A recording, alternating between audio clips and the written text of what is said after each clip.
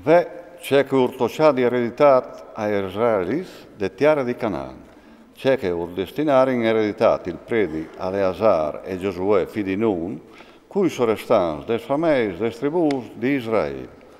Urtocià par bruscette la loro eredità, come che aveva dato ordine il Signore a mies di Mosè per snuf tribus e miese. Perché che Mosè aveva dato la loro eredità alle dos tribus e miese di che a tre bande dal Giordano, ma i figli di Levi non aveva dato nessuna parte fra miesi di loro, che di fatti i figli di Iosef accontavano per dos tribus, Manasse e Efraim, e non aveva dato nessun tocco ai Levis, fale che città che erano a sta, cui passò dall'intorno per loro bestiam e per loro trops. I figli di Israele a fare da ur che il Signore aveva ordinato a Mosè e a dividere la regione.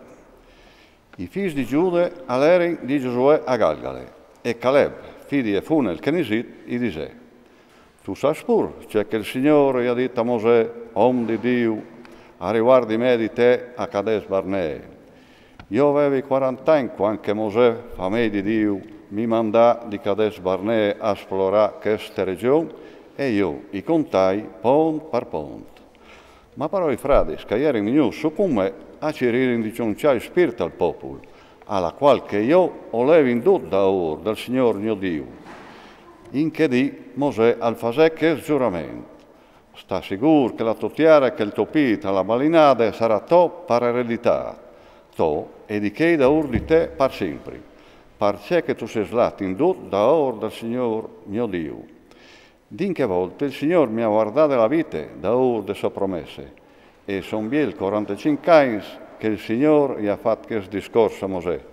Quando Israele andava in ciò torsionando per il deserto e tu vedi che come ho sui 85 anni. Mi sento in forza voi compagni di che di che Mosè mi mandava a fare quel mese.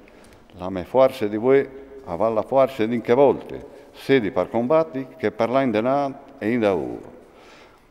E sarebbe in che ora che tu mi dessi questa molte che il Signore mi ha voluto discorruto in che di. Tu hai sentito anche tu in che di, che la via a ieri in Anachis e grandi città rinforzate.